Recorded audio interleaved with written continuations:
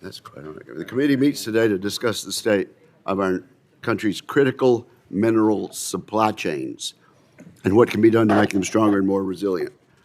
It's no exaggeration to say that America's resilience on Chinese critical minerals represents one of our greatest strategic vulnerabilities. Twice last year, Chinese Communist Party leader Xi Jinping threatened to cut off exports of Chinese rare earths. This would have brought American defense manufacturing to its knees and deeply damaged the U.S. economy. Our advanced weapon systems and key parts of our civilian economy rely on critical minerals, materials that are largely imported from China. Specifically, America imports over 70% of our rare earths from China. These elements are the backbone of permanent magnets and perhaps the most important component for phones, cars, and military systems. More than 60% of American antimony comes from China. Antimony is a necessary ingredient for many explosives, electronics, and batteries. I could go on with other examples, but the simple point is this: the scale of China's critical minerals domination is wholly unprecedented. The situation is untenable for America's national security and economic prosperity. The good news is that the U.S. government is forming a plan which will simultaneously reestablish critical minerals as a global free market and significantly increase American mining and production of these key elements. This effort will take more than a decade. It will face setbacks. It cannot be achieved without leaning on our allies and partners, and it will be expensive, but it is a necessary risk. The Pentagon has been and will be at the center of these efforts, given the centrality of critical minerals to our weapons manufacturing. And that brings us to the committee's interest in this matter. Joining us today are two Pentagon officials, Mr. Mike Cadenazzi, Assistant Secretary of Defense for Industrial-Based Policy, and sir, I hope I pronounced your name exactly correct. You did, absolutely. Cadenazzi, okay. Assistant Secretary of Defense, and then Mr. Jeff Frankston, Acting Deputy Assistant Secretary of Defense for Industrial Base Resilience. Both Mr. Cadenazzi and Mr. Frankston and the teams they lead have done important work. They performed a deep analysis of both our military's requirements for critical minerals and the state of industrial production, from mining to refining across the globe. That data-driven approach is leading to new investments by the Industrial Base Fund, the Defense Production Act, and the National Defense Stockpile. It's also driving interagency investments from the Development Finance Corporation, the Department of Commerce, and others. It is imperative that our investment strategy remain closely tied to the areas of greatest military need. Rebuilding America's critical mineral supply chains will require additional investments.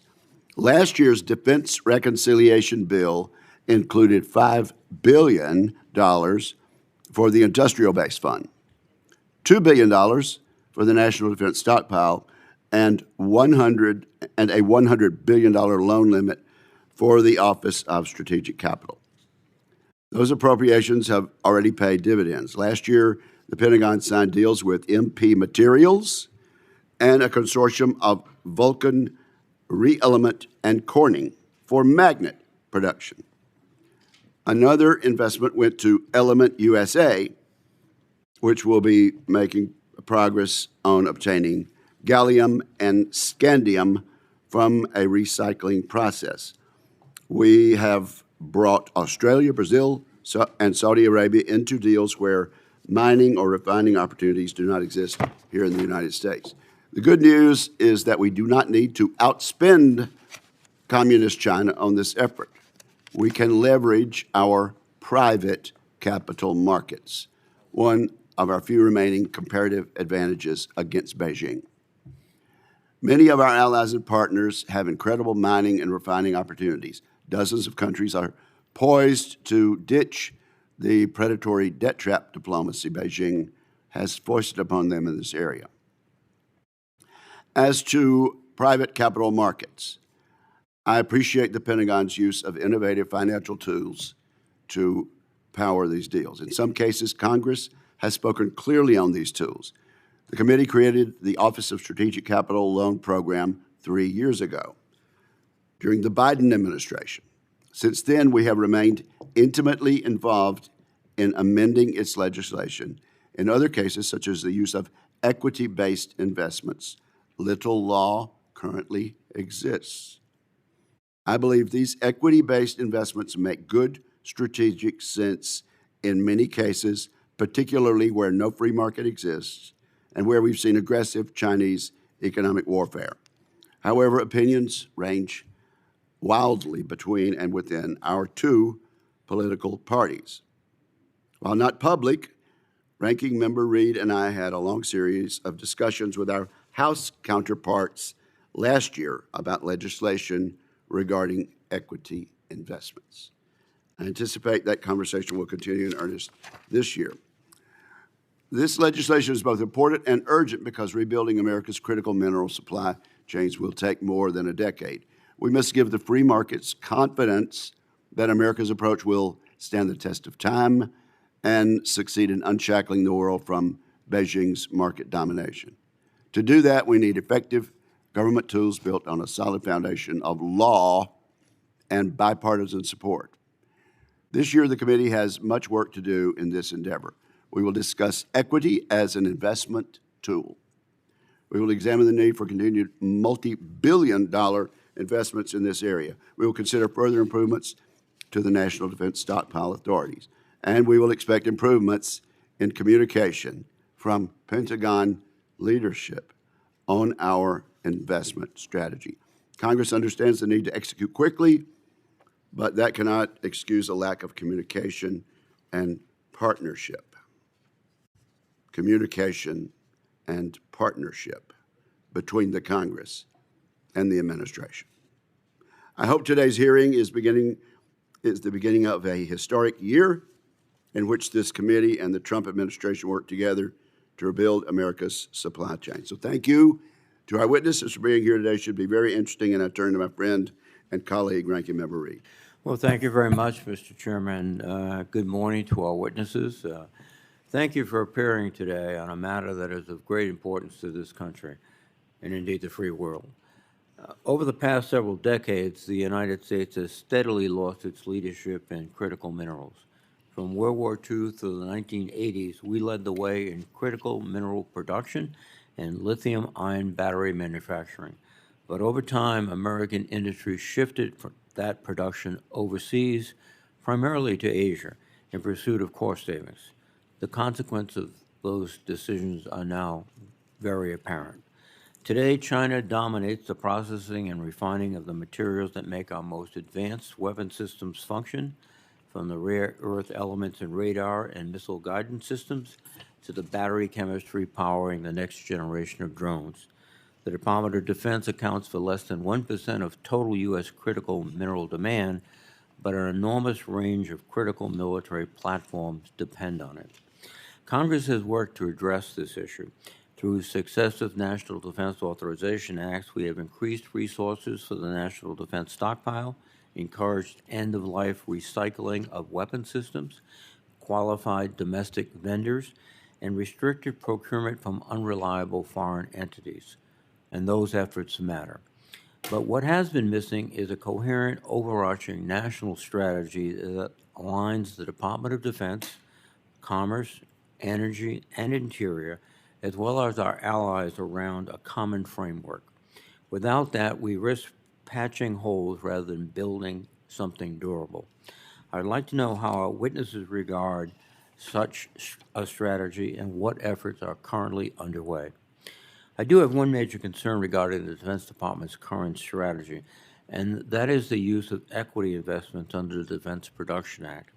In July of last year, the department announced that it acquired a 15% equity stake in MP Materials, a rare earth mining company in California, at a cost of $400 million, making the U.S. military one of that company's largest shareholders. Since then, the department has made equity investments in a number of critical mineral companies. I have questions about the legal basis, financial terms, and strategic rationale for these transactions. The legal basis, in particular, appears questionable. The department has argued that the Defense Production Act provides the authority for these investments.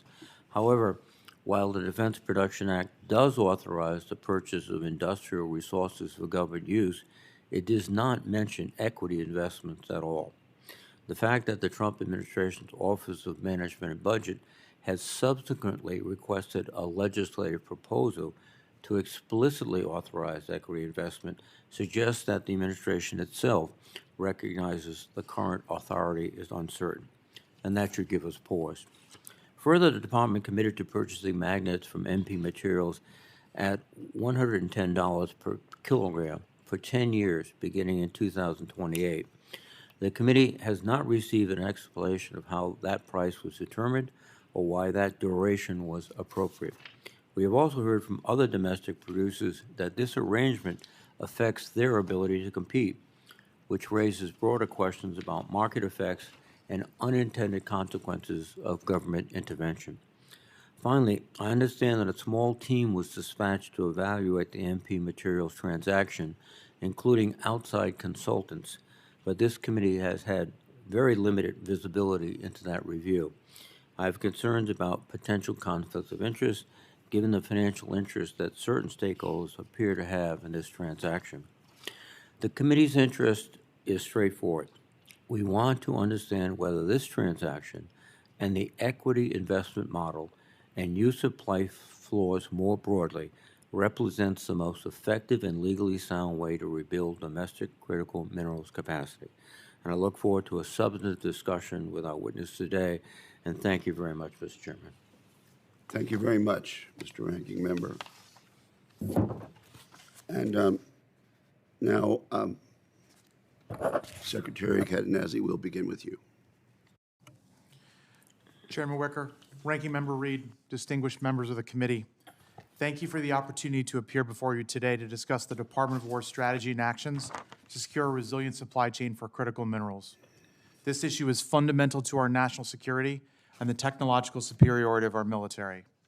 I am joined here today by Mr. Jeff Frankston, our Acting Deputy Assistant Secretary of War for Industrial Base Resilience. A career member of the Senior Executive Service, Jeff is my technical expert on supply chain resilience, the Defense Production Act, and the Industrial Base Fund. We are thankful for the talents and selfless patriotic service of Jeff and our entire civilian workforce. Thank you, Jeff. As the Assistant Secretary of War for Industrial Base Policy, I am responsible for guiding the department's efforts to cultivate and sustain industries that meet America's needs and the growing demand for U.S. capabilities from our allies and partners around the world. The strength of the United States Armed Forces is built upon a foundation of advanced technology. Our fifth-generation aircraft, precision-guided munitions, satellite constellations, and next-generation naval vessels all depend on a reliable supply of rare earth elements and minerals including gallium, antimony, germanium, and dozens of others.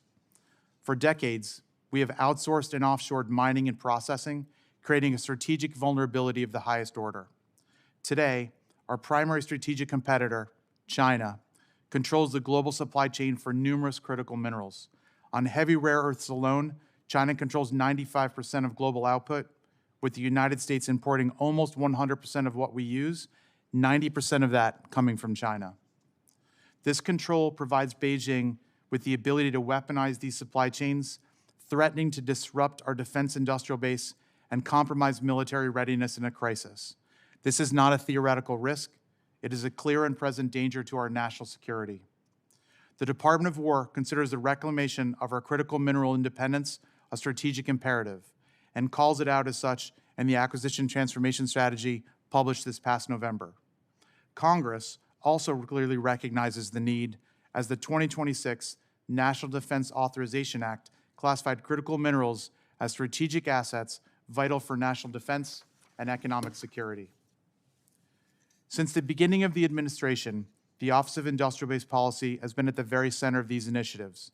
The team is working night and day to rebuild American critical mineral supply chains. In this time, we have invested $975 million in minerals through Title III of the Defense Production Act and the Industrial Base Fund. The Department of War has developed a comprehensive, multi-year strategy to address this vulnerability head-on. Our approach is founded on 4 key pillars designed to create a secure, resilient, and sustainable supply chain ecosystem. Pillar 1 is our commitment to reshore and onshore the production of critical minerals. We continue to map defense industry dependence on China and are focused on removing those dependencies from our supply chains. Congress providing $5 billion and the One Big Beautiful Bill Act specifically for critical minerals is a significant investment and one we very much appreciate. We are also leveraging authorities granted by Congress, particularly under Title III of the DPA and the Industrial Base Fund, to catalyze investment in domestic exploration, mining, and processing. We partner with our colleagues in the Office of Strategic Capital to offer loans, loan guarantees, and debt financing options. This expands our collaboration and cooperation with the interagency and international partners on bringing mineral supply chains to friendly shores. Through these tools, we are sending a clear and sustained demand signal to the industrial base. We are working across the entire value chain, from mine to front line, to build our resilience.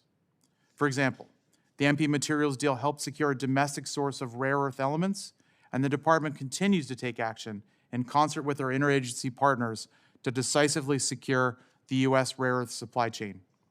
The Korea Zinc effort will build a smelter in the U.S. to produce 13 different non-ferrous metals, including germanium, gallium, and antimony, metals used in space power generation, advanced optics and munitions, among other uses.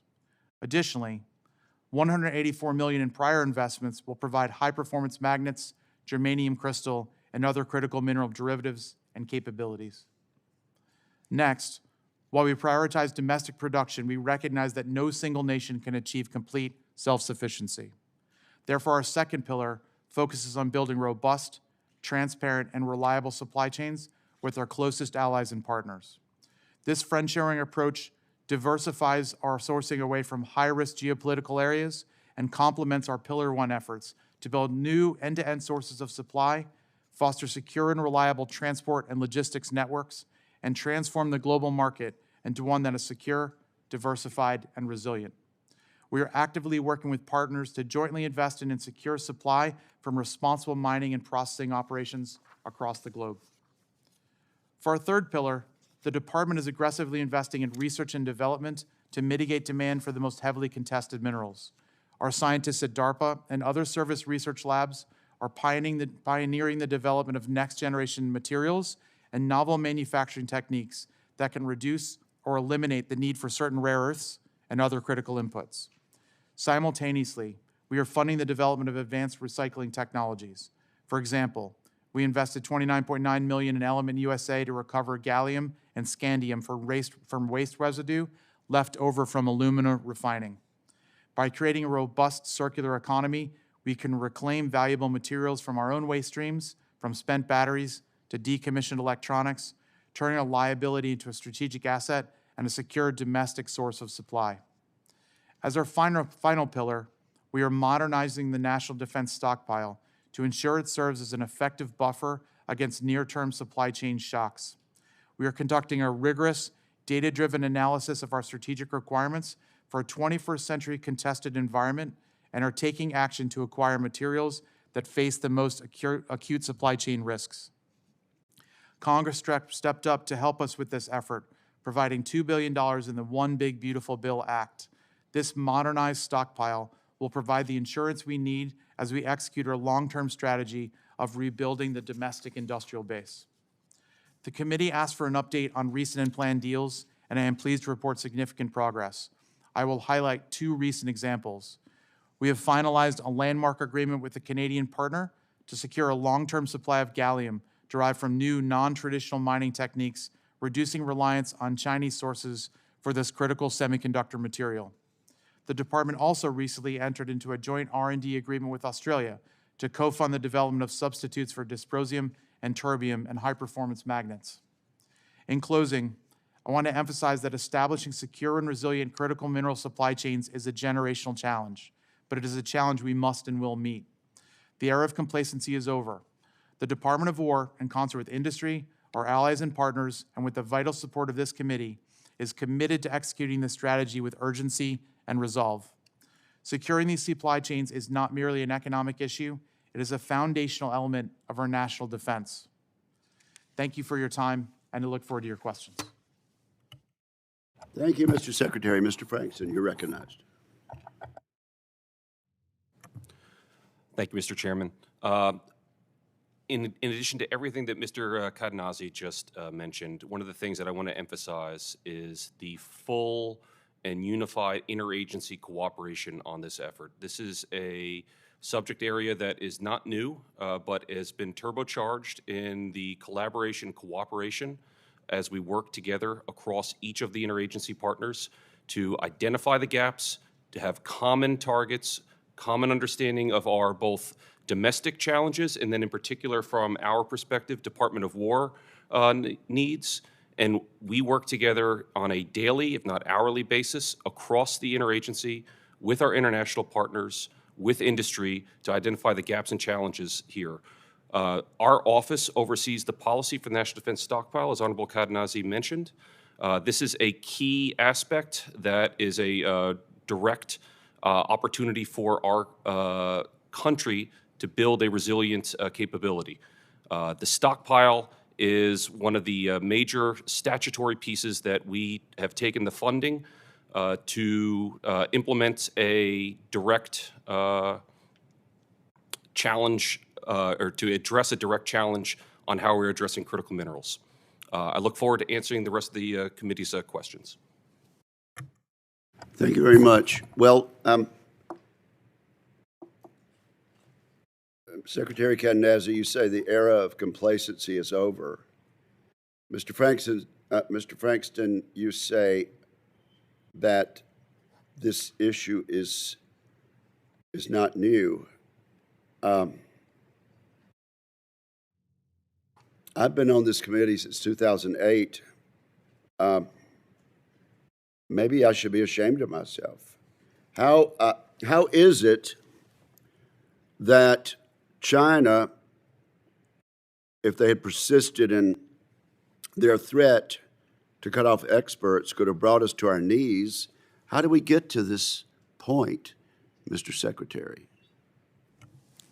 Senator, we're engaged in a long-term competition with our primary strategic competitor in China. They've engaged in malign adversarial efforts to manipulate markets to secure control, change supply, and to undermine our own efforts to maintain a domestic market. That's been coupled with natural economic incentives to outsource to the lowest supplier, a lowest cost provider, which China often is as a result of their lack of compliance with environmental and standard kind of work laws that we would have in the West, particularly in the States. And therefore, they've demonstrated a willingness to go ahead and create and invest these capabilities, undercutting our ability to sustain this. We've taken action in part at times, we've invested, but it's been inadequate to the scale of the threat posed by China in this time.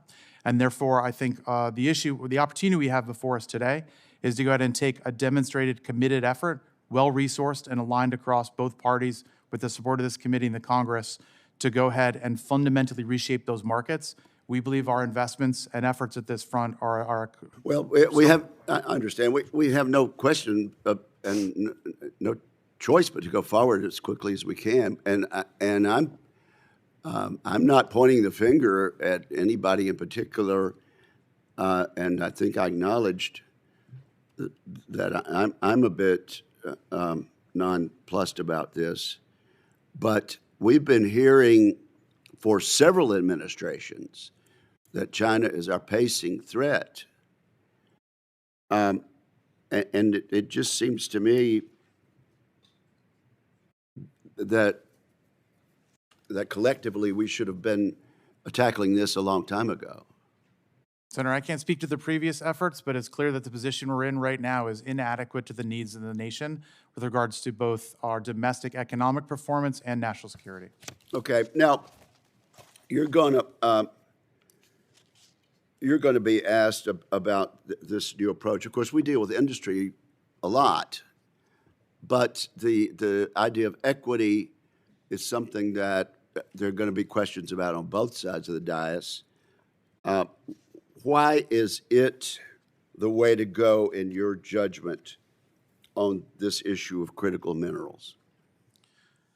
Senator, the issue of, or the opportunity that equity provides us is that it's a catalyst for private investment and a more aggressive way of reconciling what has been a failed market-based approach to address this national security need.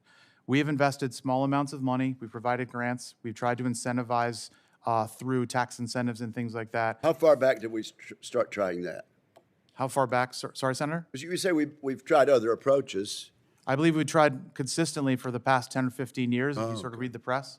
I'm sure there are more significant investments that I'm not aware of, but it's pretty clear that the things that have been done have been inadequate to the scale and have not resulted in the outcomes that we've wanted. And I think that's the measure is on an outcome basis, as of last year and currently, our dependence on China for rare earths remains significantly high.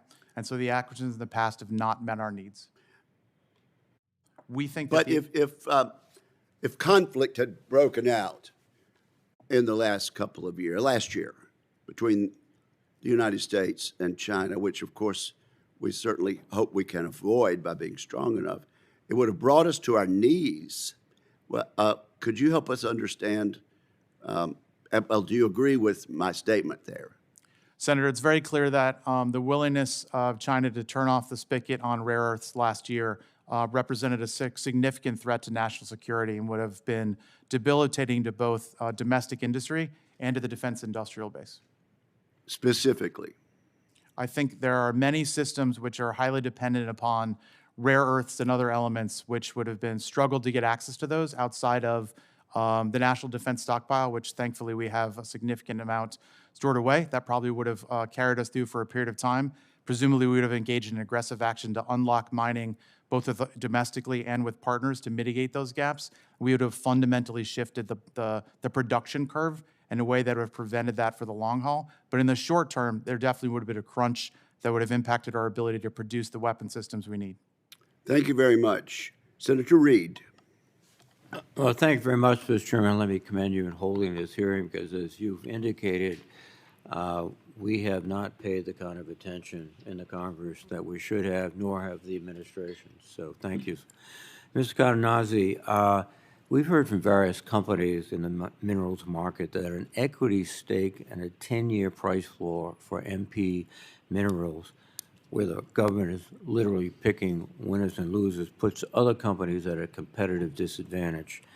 How can other domestic companies remain competitive when DOD invests so heavily in one company and provides that company a competitive advantage like a guaranteed price floor? Senator, at the time, the MP Materials deal we felt was necessary to meet the needs of the moment, that is to immediately stimulate rare earths investment and demand. The company, MP, has been invested in by the government in the past. For the past 15 years, we've at various times attempted to move the needle on domestic rare earths production using that particular firm and location. At the time, we felt the need to go ahead and move forward with a more aggressive model that would lock in the equity stake and create the offtake agreements and the price floors. The price floors were determined by a set of open market analyses reflecting our best understanding of what an open Western market would look like, as opposed to the manipulated Chinese price floor. As we've seen since that time, prices domestically have actually increased to the point where they're roughly, in some reports, around 110 per kilogram, which is where the price floor is at. So we think we've successfully created the mechanism to generate more transparent and market-based pricing mechanisms. That's to everyone's benefits. We've also crowded in additional investment. We've seen additional companies committed to spending in this space. And that all is a beginning point for us to create a more liquid and robust domestic market for rare earths. I've also been informed that MP Material mines rely on, in their production process, on a heavy rare earth element or elements from an unknown third-party source. Can you tell us who that third party is and what country it is located in?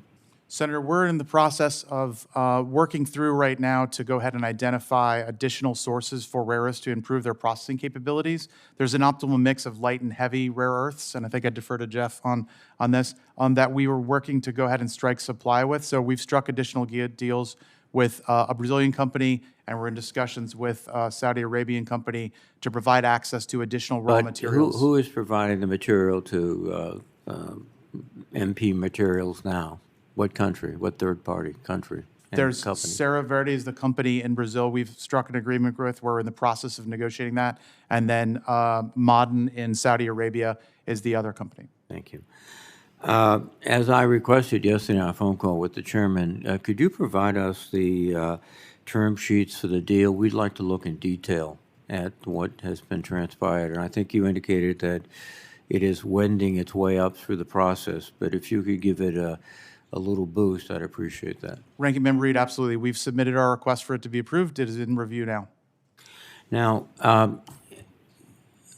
China is going to try to triangulate, circulate, get around this.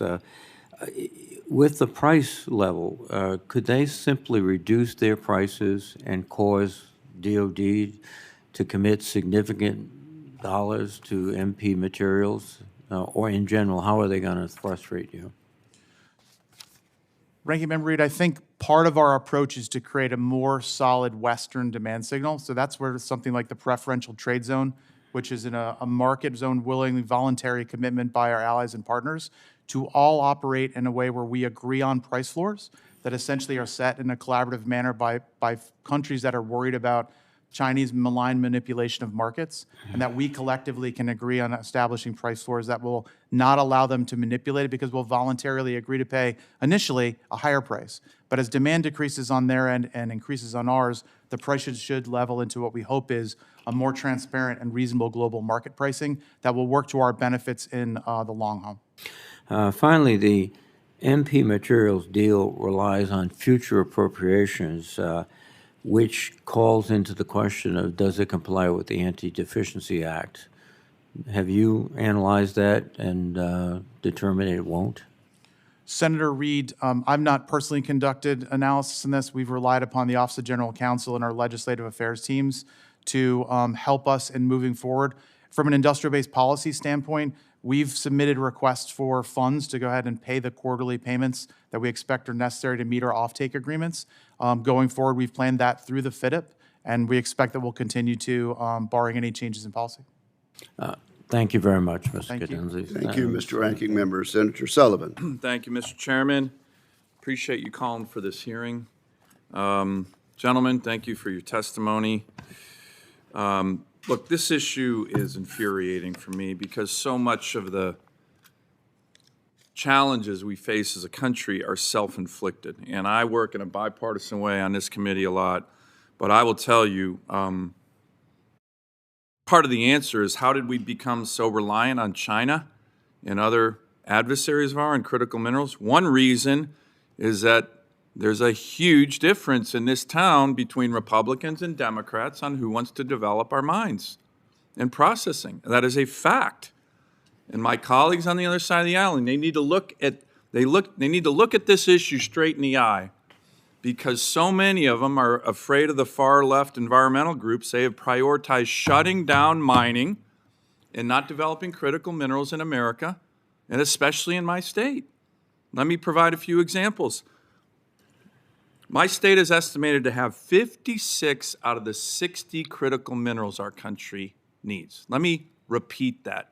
In Alaska, the U.S. Geological Survey has said 56 out of the 60 critical minerals that we need to compete for our industrial base, especially in the military, reside in my state.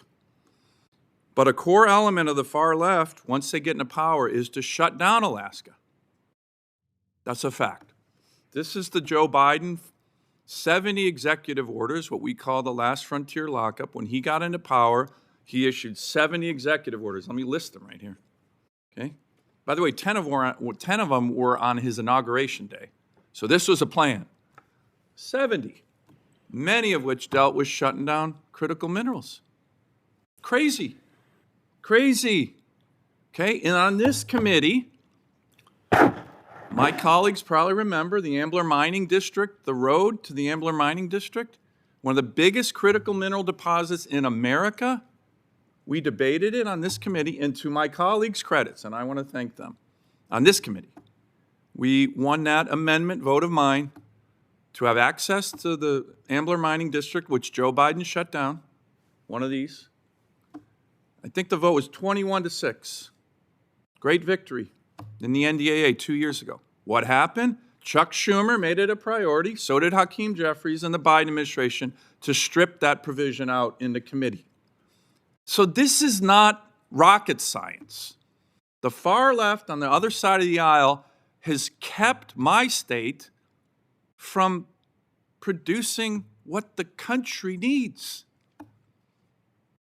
It's not rocket science, and it still happens right now. So let me ask, and I appreciate the focus of this committee, but this frustrates the heck out of me because it's not just, of course, killing thousands of jobs in Alaska, which nobody seems to care about. It's empowering our adversaries.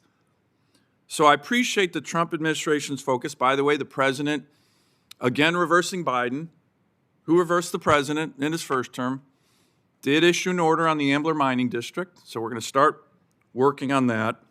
But let me ask you two gentlemen on another topic that we're working on in the EPW committee, major permitting reform, NEPA reform, to make it more efficient, timely, and certain to develop mines. Isn't that also important? And by the way, it's another issue that my colleagues on the other side of the aisle have blocked for decades. I've worked on that issue for more than 10 years. Is that important, Mr. Secretary? And how important would it be to get major NEPA permitting reform done? Senator Sullivan, absolutely. Environmental restrictions have been a major point of contention for mining, development, production. At every turn, we've looked at opportunities to develop resources on the industrial base, for example, on military land, which offers some alternatives for how we could implement environmental constraints. With the Defense Production Act, does provide some remediation efforts for application of environmental standards. We'd be keen to work with this committee and the Congress on opportunities where appropriate to go ahead and work. Well, I new think it's going to be environmental really requirements. important, even though it's not directly in this committee, for you guys to weigh in on the importance of the permitting reform. This matters to energy. It matters to everybody. We're doing a lot, and it's bipartisan so far. I'm going to submit for the record some questions on some of the investments the Department of War has made in Alaskan mining. I appreciate that very much. Let me ask you, Mr. Secretary, one final quick question. I appreciated the 8A meeting. That's a very important issue for my constituents in terms of lethality, flexibility, war fighting, keeping the IP that the Pentagon gets to keep when they do those kind of programs. Limiting 8A opportunities, in my view, would be a gift to the primes, the big primes. Can you give me an update on how that's going? I appreciated the meeting, but that's a really important one for me. Thank you, Senator. 8A issues and the audit associated with that continue to be a major priority for the Office of Small Business Programs within industrial-based policy.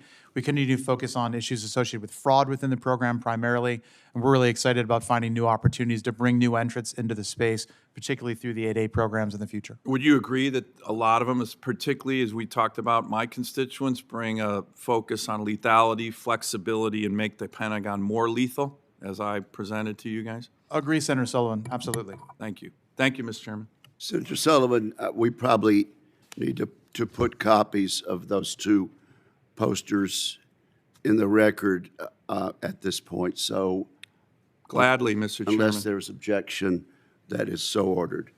Senator Shaheen. Thank you, Mr. Chairman. I don't object to putting those in the record, but I do object, Senator Sullivan, to your blanket attack on Democrats as being the reason that critical minerals aren't I said getting one of the developed. reasons. One of the reasons. It is. Well- There's no doubt in my mind. Senator Shaheen. I live it every day. Senator Shaheen is recognized. We'll take a second round. Well, I think a better way to address this issue would be for us to work together and to not name call and try and educate people on why this is so critical, as you have been trying to do. So I would hope that you I wouldn't would just welcome the decide chance that to. because I have a D after my name, I'm not going to be supportive of critical minerals. I'm not saying everybody, and you've been great on this, Senator Shaheen. All right, thank you. Gentlemen, thank you both for joining us.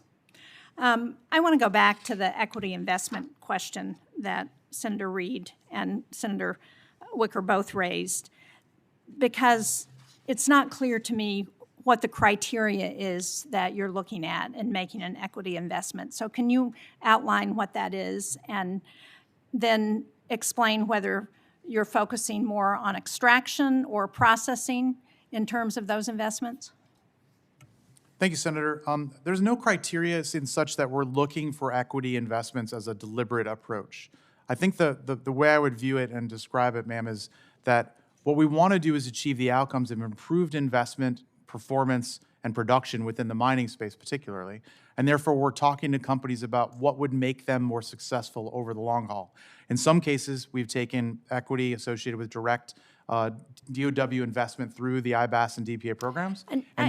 I'm not being clear, I think.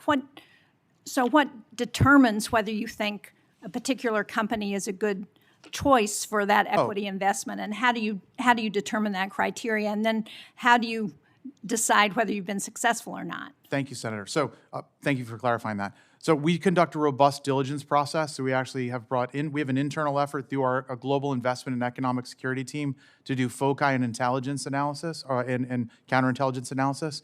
We couple that with external market analysis to understand the production rates of this particular mine or whatever it might be associated with their place in the market.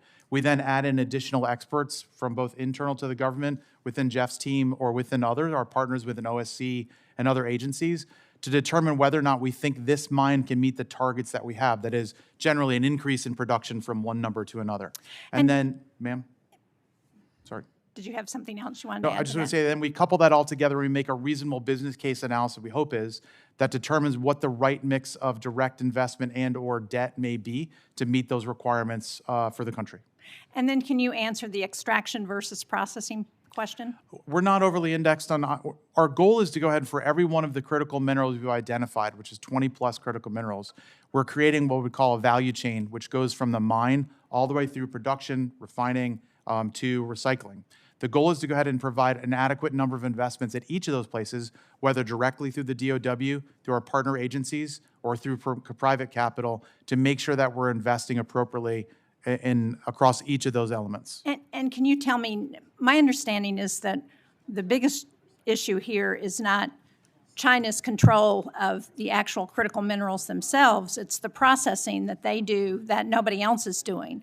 So how are we focusing on the processing in ways that allow us to build that supply that we're going to need? I'll let Mr. Frankston weigh in on that one. Thank you, sir. Senator, for each critical mineral that we look at, as Honorable Cadenazzi pointed out, we build a supply chain map across the board from the raw material to the finished product and look at each stage with a domestic focus, specifically on Department of War requirements, but then building that into the broader domestic requirement piece. One of the key aspects is where does China or other competitors control over that particular critical mineral? And so it's a different story for each one, but each one we target is how do we make this investment along the entire supply chain so that we're not making an isolated investment in one stage of the process, and that it has a feeding and receiving mode in terms of the rest of the supply chain so that we build an integrated domestic and joint partner capability. And so are we investing in any processing capability? Yes, ma'am. Senator, absolutely. The goal is to go ahead and work across the entire supply value chain, and that requires having raw material inputs, processing, and the ability to go ahead and move that further into the supply chain. And can you tell us what companies are doing that processing and the difference between what they're doing versus what China's doing? Because again, my understanding is one of the challenges is that China is able to do the work without any requirements that affect their workforce. Senator, yesterday we provided your offices, the whole committee, a copy of an antimony value chain, which breaks that down in detail as an example of the type of analysis we're doing. It gets into the details of companies and production rates. We'll be happy to go ahead and provide additional insight into those value chains, which gets into that, and we'll provide specific comments on the companies that are performing that we're looking to invest in those sectors going forward. Thank you. Thank you, Mr. Chairman. Yes, Senator. Senator Kane. Thank you, Mr. Chair, and thanks to our witnesses. I wish Senator Sullivan was still here. Just one comment about his concluding remarks that Democrats have been blocking permitting reform.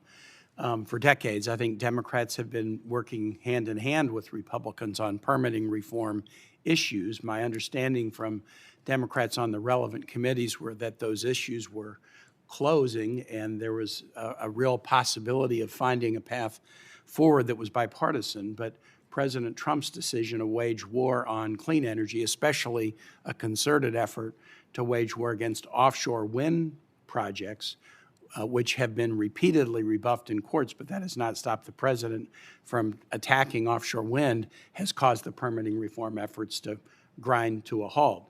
It seems to me in this area of critical minerals or energy self-sufficiency, if we're going to be all of the above, we should be all of the above and not just all of the below oil, gas, and coal.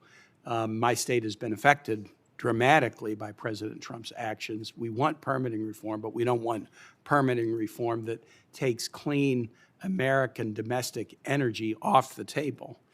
To my witnesses, thank you so much for being here today and for your work and for your testimony. I was in Australia last week for a visit connected to AUKUS and appreciate some of the testimony earlier about AUKUS Pillar 1.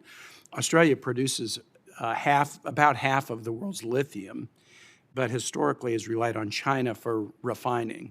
What specific steps is the DoD taking to ensure Australia refining and separation capacity scales fast enough to reduce reliance on Chinese processing? And this question builds upon a positive meeting that the President and the Australian Prime Minister had in October, where they announced a bilateral partnership to escalate Australian critical mineral production and refining. Thank you, Senator. We're excited to be partnered with our Australian colleagues. We've invested in Alcoa in a partnership with the Japanese as well in Australia recently. Lithium is not something that we're terribly focused on within the DOW. It is not on our critical list. There's too many problems, and so we've decided that we need to make some choices. That is something we believe we have adequate supply from global sources, from domestic production, from our partners and allies, that for the moment, the DOW itself does not require as much focus on it. So we've prioritized other minerals, yttrium, germanium, gallium, within that. Let me build on that, appreciating the comment you made about lithium, but the general issue of refining capacity is an important one. It's not just where are the critical minerals, how can we extract them and get them to market. China has sort of locked up a lot of the world's refining capacity. So in developing a critical mineral strategy that we can rely on, with a supply chain that we can rely on, what is the DoD doing to focus on the refining issue as a component of those minerals that you're concerned with? Absolutely, Senator. It's a major priority for us. We're working across, again, the value chain to make sure that for all of the critical elements that the DOW has identified, that we are investing adequately in each element to include mining, production, refining, and recycling in an adequate way. And I'll turn it over to Jeff for any specific comments on refining. Yes, thank you, sir. Senator, Australia is a fantastic partner and ally on multiple fronts, but especially when it comes to minerals, just given what their country is blessed with and what is in the ground.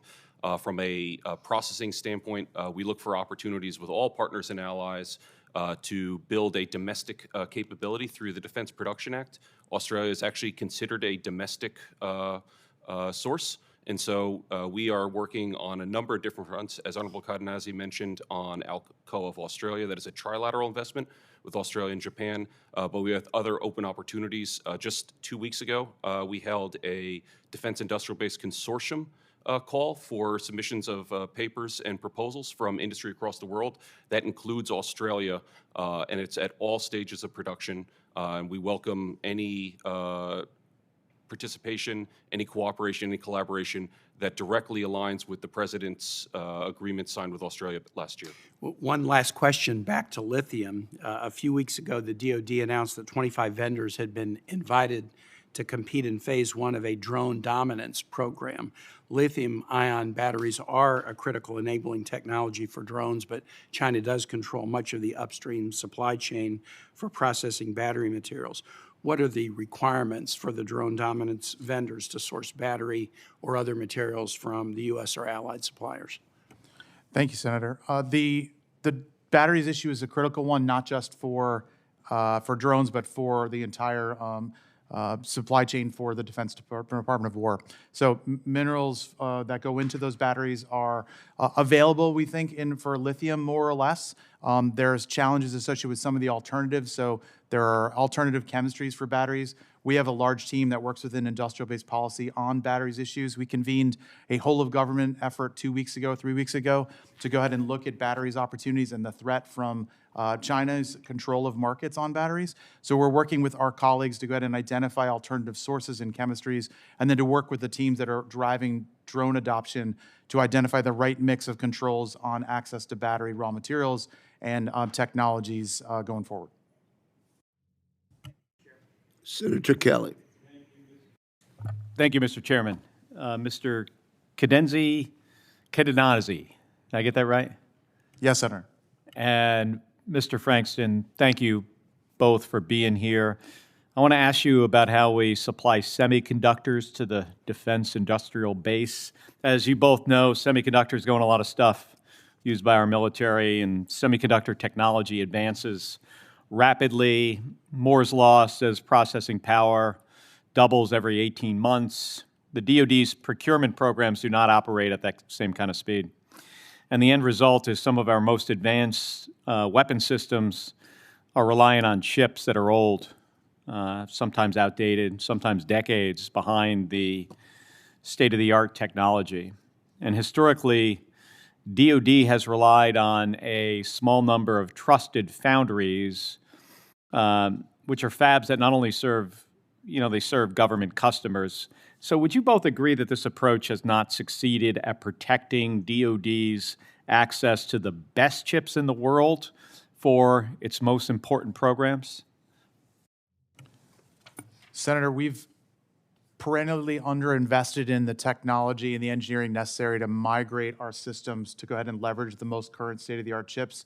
And as a result, we do have a legacy infrastructure which produces a large number of the chips that meet our needs, which are essentially based upon older technology. So concur entirely. So it sounds like an area where we could put some focus on and try to fix. Absolutely, Senator, it is a challenge. So, and we've worked on this committee for years to try to solve this issue by placing production lines that meet DoD's security requirements in commercial fab facilities so DoD can get those leading chips without compromising in any security. And these programs, there's a couple of them. One is the Secure Enclave, the other is the Microelectronics Commons.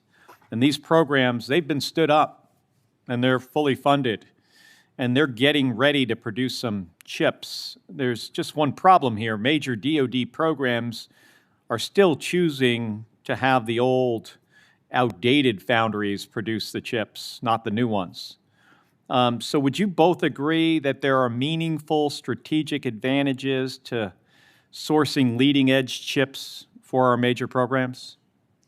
Senator, I concur in the need for us to go ahead and continuously improve the security of our chip infrastructure and the chips themselves, and that the tools that are in place under a Secure Enclave, et cetera, provide us new alternatives to deliver upon that. But why haven't we used those alternatives? So there's price considerations and engineering considerations with migrating from the current chip infrastructure to new chips and new security models. And I think inherently it's a cost issue that programs have been incentivized to sort of, go short shrift on this and not pay the bill, and that we need to incentivize them to pivot to actually investing in the infrastructure changes necessary to take full advantage of this for the future. Can you give an example of like how much more does a chip coming out of the Secure Enclave cost for like a weapon system, Senator, like percentage-wise? Senator, I'm not sure I can comment thoughtfully on the cost of chip. We can get back to you on that. I think there's a bigger issue of the certification cost for these new systems. When you change the chips, you often have to requalify systems and their performance. It becomes a cost driver for test, for engineering. There's a whole bunch of ancillary pieces that go into it. And the bill gets pretty large, millions of dollars into the tens of millions of dollars to go ahead and make these changes, unfortunately. How about for new weapon systems, something that's brand new? The challenge we've had is that often the firms that deliver these weapon systems are incentivized for ease of access and approval to leverage infrastructure that's already approved and tools that are already approved. So therefore, to go ahead and launch a new weapons platform with a brand new security or IT infrastructure, whatever that might be, or microelectronics infrastructure, is often cost prohibitive and not incentivized by the programs themselves. But we funded the Secure Enclave and the Microelectronics Commons. Are they not approved? Senator, I believe that they are, and that we're in the process of migrating to those requirements over the next 5 years or so. However, I do think there's going to be a bit of a tail and a lag, and particularly a bill associated with how we make that migration work. What could we do to make that migration happen more quickly? Senator, I think we'd be keen to work with you and the committee on authorities and changes to policy that would help us drive those changes and an understanding of the costs associated with that to make it work going forward. All right. Thank you. Thank you, Mr. Chairman. I yield back my 6 seconds. Quite generous of you. Senator Hirono. Thank you, Mr. Chairman. Before I begin my questions, I would like to note that we all acknowledge, both the Democrats and the Republicans, acknowledge the importance of critical minerals and our over-reliance on China. At the same time, though, there are environmental concerns with mining these resources, and I just want to put on the record my opposition to this regime's attempt to reverse a 20-year ban on mining near Minnesota's boundary waters.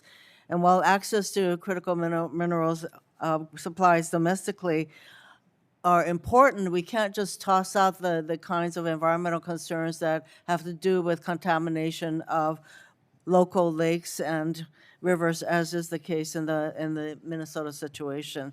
So environmental requirements are important. We don't just toss those things out because we want to mine critical minerals.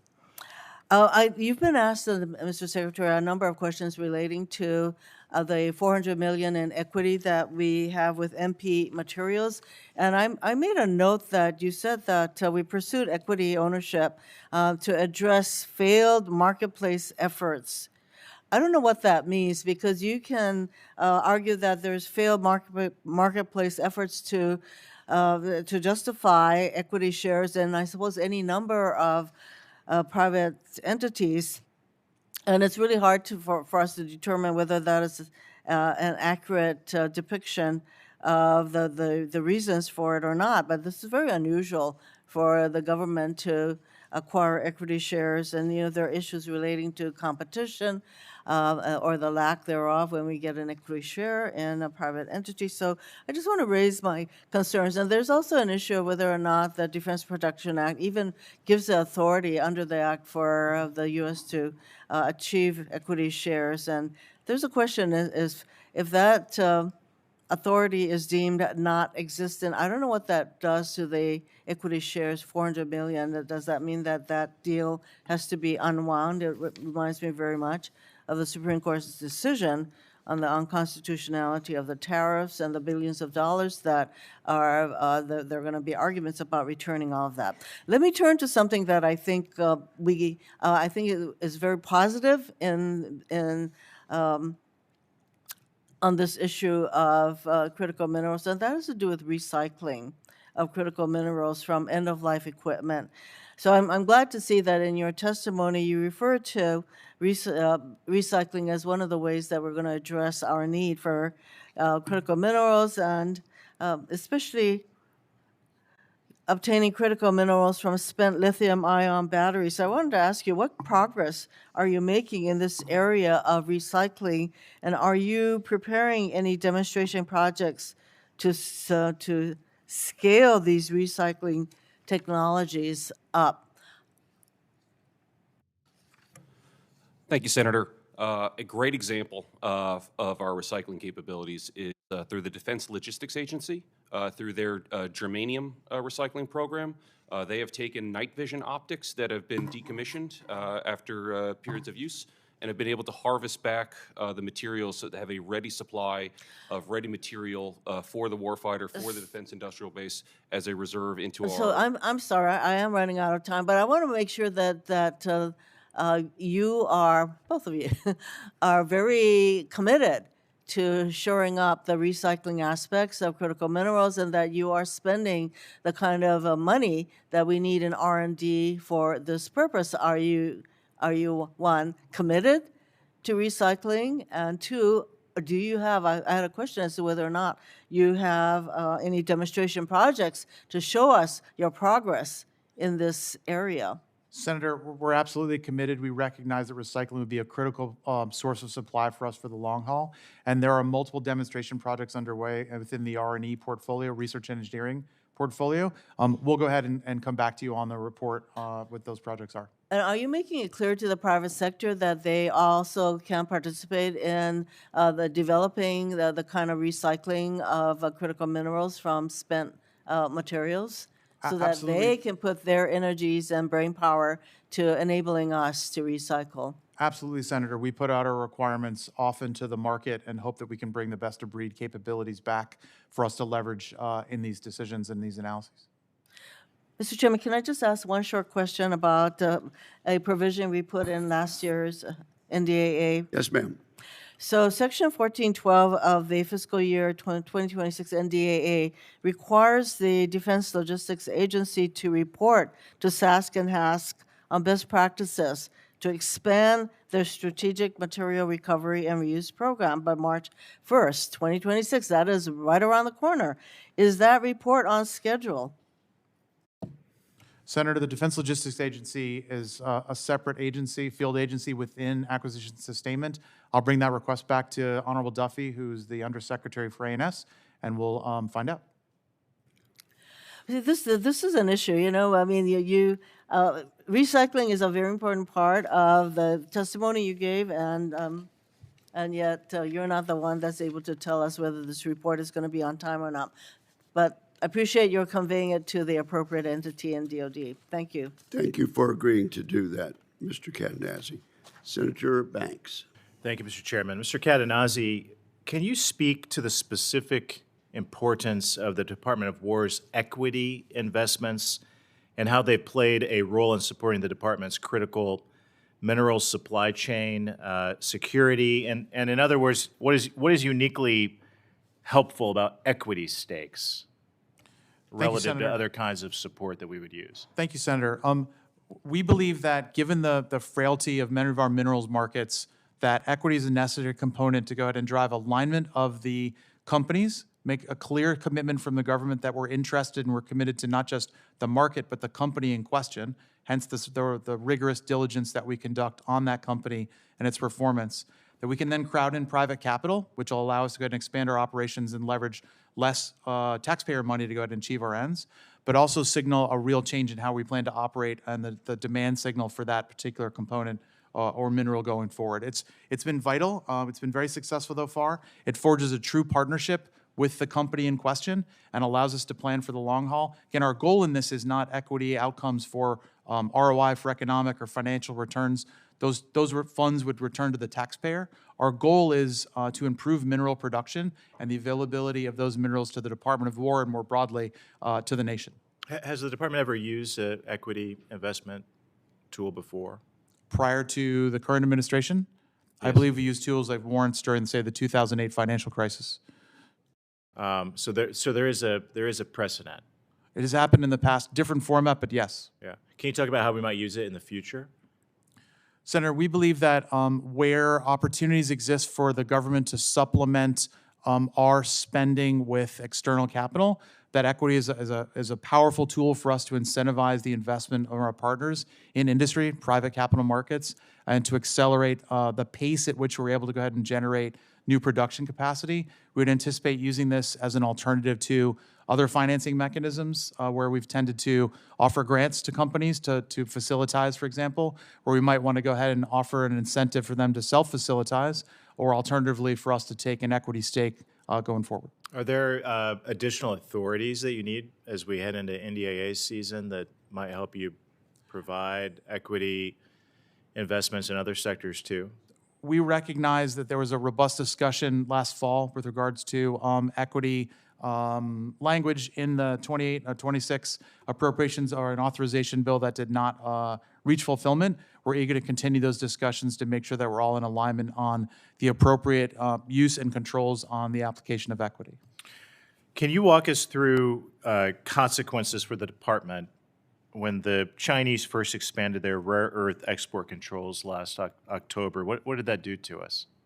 Senator, it was absolutely a crisis. I came in after that, and so I think having discussed with the team The commitment to national security and the minerals front has been very vigorous since. I didn't discuss minerals at all with the committee when I was confirmed, or in my committee discussions last fall, but this has become a major topic. We spend a substantial amount of time and the Congress's money to go ahead and work on these minerals issues, and we're really excited about the impact we're having on the space, and we believe over the past 14 months, the administration has already started to bend the needle substantially on availability, and we're looking forward to more impact over the next few years. And what does it mean to America and to the department specifically to be reliant upon our biggest adversary?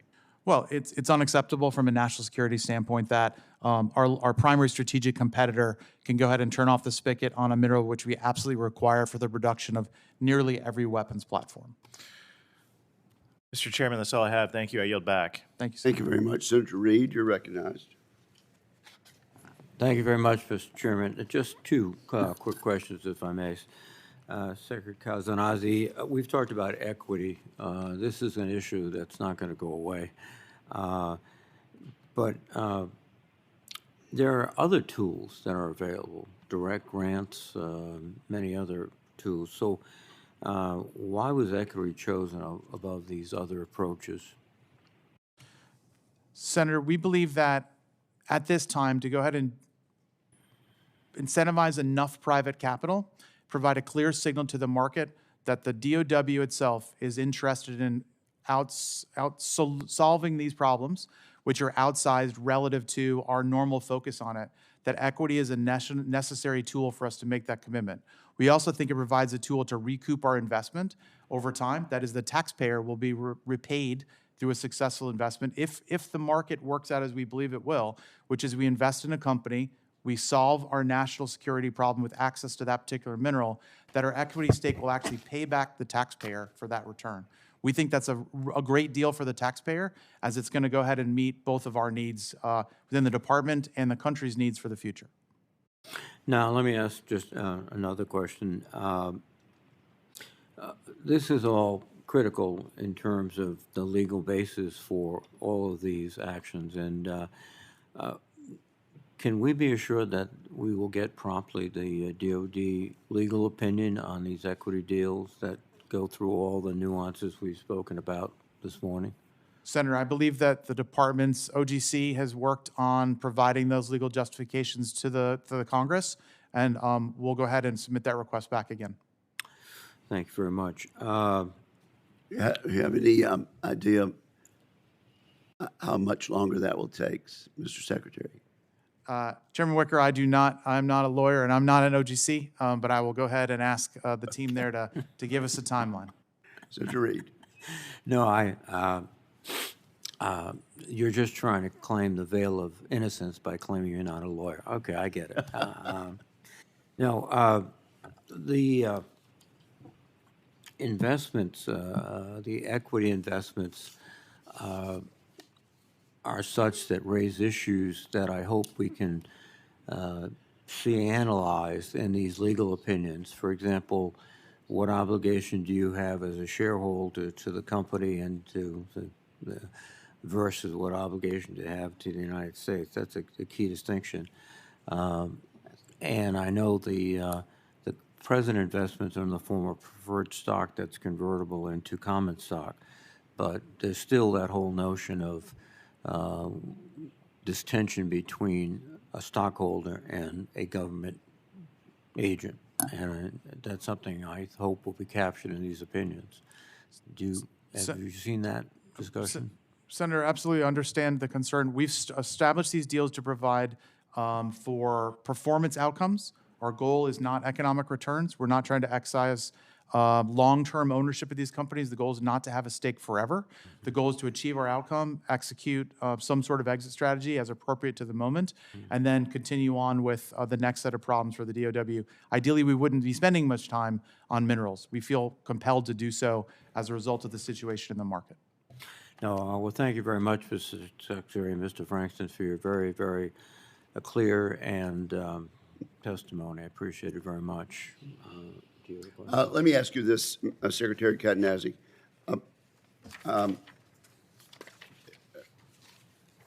Are we expanding your workforce enough. We had understood that in your team, they were working some of the longest hours in the building. How is that, how's that coming along? In the One Big Beautiful Bill, Chairman Wicker, we received several $million, $20 million, I believe, in funds for workforce expansion, specifically within Jeff's team in industrial-based resilience. We've worked incredibly hard to go ahead and fill those roles and begin the expansion. It's been taking some time for the money to flow in, but I'll turn it over to Jeff. The money didn't arrive quite as quickly as perhaps Not Congress as much thought as it I would. wanted, Senator, yes. Right. Thank you, sir. Thank you, Mr. Chairman. Just in the last few weeks, we've brought on about 4 or 5 people alone on my team to work across a number of key sectors. So the resourcing provided from this committee, from yourself, from this team has been phenomenal. We are building our capability to grow across all sectors, but in particular focus on critical minerals. We just brought in a third expert to help us, and we're going to be bringing in more to cover in some of these smaller sectors and some of the underlying sub-tier and enabling things like chemicals. For leaching for critical minerals, looking at recycling, looking across all these areas. So we are very much appreciative and looking forward to bringing on more personnel. Well, I'm glad you're appreciative. Sometimes those ponies going from one side of the river to the other are a little slow getting across the bridge. Senator Warren. Thank you, Mr. Chairman. So when you sign a contract, you expect to get what you paid for at the price and on the date that was spelled out in the contract, but not for DOD. When DOD signs contracts to buy equipment for hundreds of billions of dollars, giant defense contractors often deliver late, years late, and billions of dollars over budget. So recently, the GAO found that in FY 2024, DOD's major weapons programs were 18 months behind schedule and would cost $50 billion more than budgeted just the year before. $50 billion in 1 year. That is not an oops. That is 2 times what the federal government spent on childcare that year.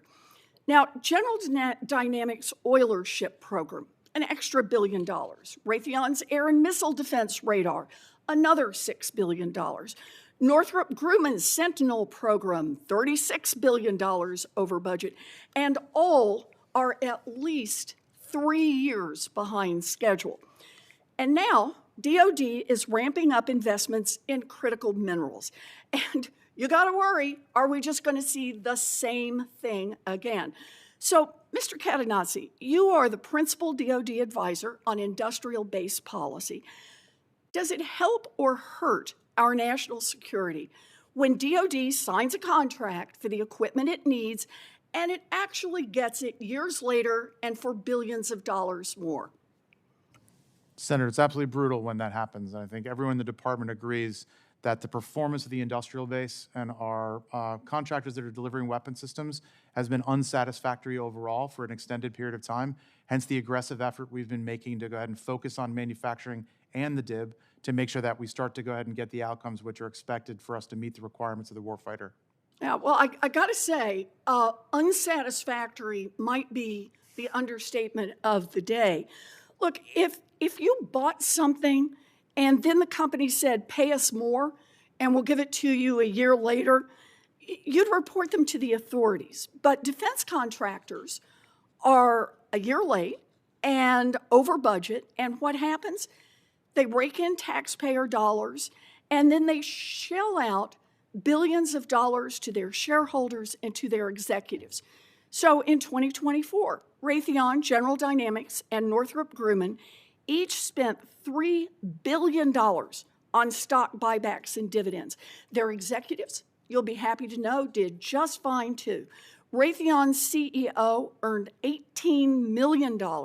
General Dynamics CEO made $23 million. And Northrop Grumman's made $24 million. So, Mr. Cadenazzi, does it help or hurt our national security when giant contractors spend billions of dollars on stock buybacks and CEO payouts at the same time that they are failing to deliver weapons on time and on budget? Senator Warren, we agree that companies investing in share buybacks, dividends, and oversized executive compensation relative to their poor performance is a concern. We are not happy with it, hence the EO that came out regarding warfighter outcomes, hence our incredible focus on trying to drive improved outcomes from these companies going forward and making it clear that we think that the misalignment of capital and the unwillingness to invest first in warfighter performance and system performance and delivery rates, readiness, is a more important thing relative to these other financial incentives. And we recognize that they're have market expectations to meet. Their first expectation needs to be delivering for the warfighter. Well, I appreciate this, but we're just really reaching a point where enough is enough. A recent Trump administration executive order announced a plan to prohibit buybacks, dividends, and excessive compensation for companies that fail to deliver to our warfighters. It's a good start, but defense contractors are already bragging to their shareholders that they're not going to change. So obviously, they're not very afraid of you at this point. When asked if Northrop Grumman would continue paying dividends, the CEO said, quote, yes, 100% yes. Raytheon, which the president called out as a problem, said they, quote, remain committed to the dividend. So let me just ask, I'm out of time here, so I can do this for the record, but Mr. Cadenazzi, would DOD benefit from changes in the law to give this executive order more teeth and show companies that we're actually serious? Yes, Senator. We'd Good. appreciate the opportunity to work with you in the committee on that issue. I don't say this often, but I think the Trump administration has hit the nail on the head on the problem here. But Congress needs to codify these tools to ensure that contractors prioritize delivering on time and on budget, not just lining their own pockets. So thank you very much, Mr. Chairman. Thank you very much, and I agree, Senator, with that sentiment. This concludes today's hearing. Questions of the record will be due within 2 business days of the conclusion. We're adjourned. Thank you.